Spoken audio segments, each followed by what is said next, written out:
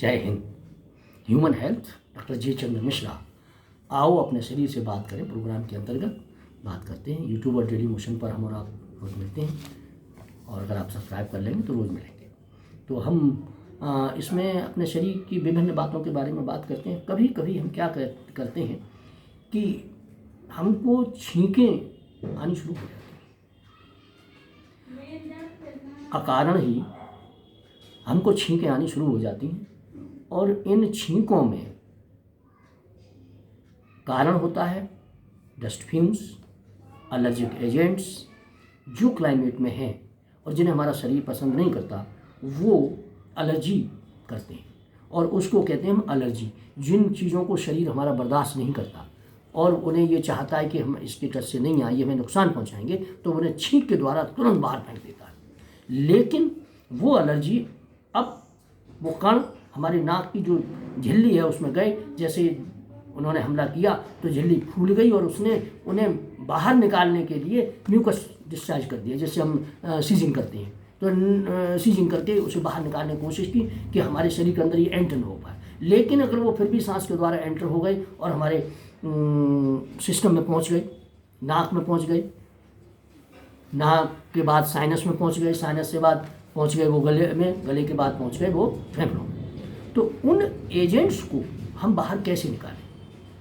इसके लिए हमें कोई उपाय नहीं है। और वो धीरे धीरे वो क्या किया कि वो ब्रोंकोल्स तक पहुंच गए, तो वो नासों में जो एलर्जी थी, जो नाक की एलर्जी थी, वो ब्रोंकियल एलर्जी बन गई और वो कहलाती है नासो ब्रोंकियल एलर्जी। नाक तक गई थी लेकिन वो धीरे से ब्रोंकाई तक पहुंच गई और उससे क्या हुआ, हमें दुनिया भर की छींकें आने लगी। और छींकें आते आते परेशान हो गए। अब वो जो नाक की बात थी, छींकें तो बंद हो गई, लेकिन उसके साथ खांसी आने लगी और वो खांसी फिर आगे खींचने लगी। तो उसके लिए हमें क्या करना चाहिए कि कफ एक्सपेक्टोरेंट ले सकते हैं। नासोब्रोंकियल एलर्जी के लिए हम एंटी एलर्जिक जिनमें हिस्टामिन हो, एंटी हिस्टामिन हो, ब्रोंक्यूल्स को जो प्रभावित करें, ब्रोंक्यूल्स को जो खोल दें, ब्रोहेक्सामिन टाइप हैं, और फेनरमाइन, क्लोरफेनरमाइन मेलिएट एक आती है दवाई जो कि उस सिरप में होती है, वो उसको एंटी एलर्जिक, सेट्राजिन जिस सिरप में हो, कफ सिरप में। तो इस तरह के जो कफ सिरप बनते हैं उनके द्वारा वो हम कंट्रोल कर सकते हैं। और सेडेटिव ले। दूसरी चीज़ है कि कफ सिरप वो ही ले सकते हैं, और अगर वो कफ सिरप से कंट्रोल में नहीं आती है और वो बढ़ती जाती है तो नीचे फेफड़ों में फिर जाने लगेगी। उसे रोकने के लिए हम क्या है, इनहेलर ले सकते हैं कि हमारा डायलेशन हो जाएगा, तो सर्कुलेशन अच्छा हो जाएगा, तो हमारा दूसरे हम एंटीबैक्टीरियल कुछ ले सकते हैं जिससे कि वो बैक्टीरिया अगर उसमें है एलर्जी के साथ तो वो भी कंट्रोल में आ जाएगा। तो क्लोरोफेनोल मेलिएट है, कोडीन है, इनसे संबंधित सिरप जो है ना वो ले सकते हैं जिससे कि वहाँ पर वो डाइजेशन हो जाए और वो जो नासोफेरेंजियल एलर्जी जो कहलाती है वो ख़त्म हो जाए। और अगर नहीं होती तो एंटीबायोटिक का सहारा ले लेते हैं, लेकिन बहुत कम, जल्दी से जल्दी उसको ख़त्म करने की कोशिश करते हैं। और फिर अगर हम इनहेलर लेते हैं, और सबसे अच्छा क्या है, स्टीम इनहेल करने, क्योंकि हम पानी में कोई भी साल्बुटामोल या जो भी हमारा फिजिशियन के पास जाएं, फिजिशियन जो भी बताए वो पानी में डाल के और अपने ऊपर सिर पर कपड़ा डाल के और उसको इनहेल करें, इसको वो जो स्टीम है।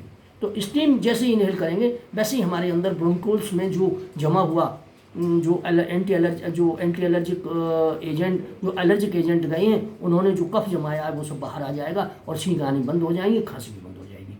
तो इसके लिए बहुत छोटा सा उपाय है कि आप इनहेल करें। दूसरी चीज़ है कि एलर्जिक मीडिया को से बचने के लिए भी उपाय करें। आपके शरीर की टेम्परेचर को एकदम घटने बढ़ने न दें। जैसे आप एकदम ठंडे में हैं, गर्म में जाएं, गर्म में हैं तो ठंडे में आए, कुछ 1-1.5-90 मिनट का जो टाइम है वो दे करके दें, तो हमारे अंदर जो एंटी एलर्जिक एजेंट है वो कम काम कर पाएंगे, वायरस वगैरह जो उनके साथ आ जाती है वो भी कम अफेक्टेड हो पाएंगे बॉडी पे। तो एकदम हम जो क्लाइमेट चेंज करते हैं, अगर 20 डिग्री से ज़्यादा का चेंज है तो हमें 1-1.5 मिनट का टाइम देना चाहिए। जैसे हम बहुत एसी में बैठे हैं, एकदम धूप में जाना है तो हमें 1.5 मिनट का टाइम एसी के बाहर खड़े होकर देना चाहिए, उसके बाद धूप में जाना है, छाया में खड़े होकर।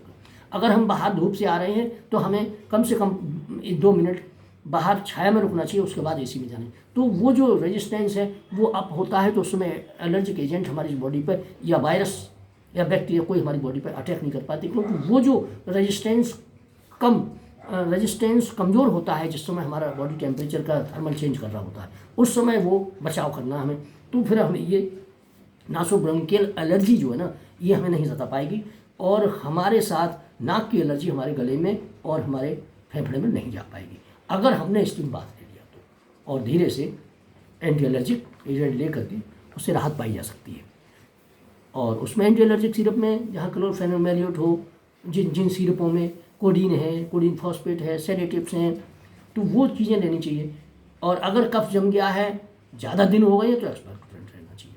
तो ये हमारा कहना है कि आप नासल एलर्जी को नासोब्रोंकियल एलर्जी में चेंज न होने दें। जैसे ही नाक में आई स्टीम लेके उससे पार पा लें, नहीं तो वो नासोब्रोंकियल एलर्जी अगर हो गई तो फिर आपको महीनों सताएगी और हो सकता है परमानेंट हो जाए, आप जो है ना इनहेलर ले लेके परेशान हो जाए। तो स्टीम जो वेपर्स हैं वो लेने से उसमें आराम मिलेगा और जल्दी से जल्दी उससे मुक्ति पा जाए। धन्यवाद। देखते रहिए ह्यूमन हेल्थ डॉक्टर जे चंद मिश्रा यूट्यूब और डेली मोशन पर। हम और आप मिलते हैं और बात करते हैं। आओ अपने शरीर से बात करें। छोटी छोटी समस्याओं को बड़ा होने से रोकने के लिए हम ये प्रोग्राम चलाते हैं, इसे देखते रहिए। और हमसे मिलने के लिए इस चैनल को सब्सक्राइब कर लीजिएगा, ह्यूमन हेल्थ डॉक्टर जे चंद मिश्रा यूट्यूब और डेली मोशन पर, और लाइक करिए।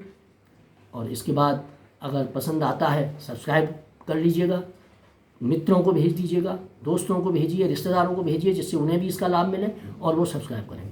दूसरी चीज़ ये है कि अगर कुछ कहना है तो आप कमेंट्स करिए, हम आपको जवाब देंगे। धन्यवाद।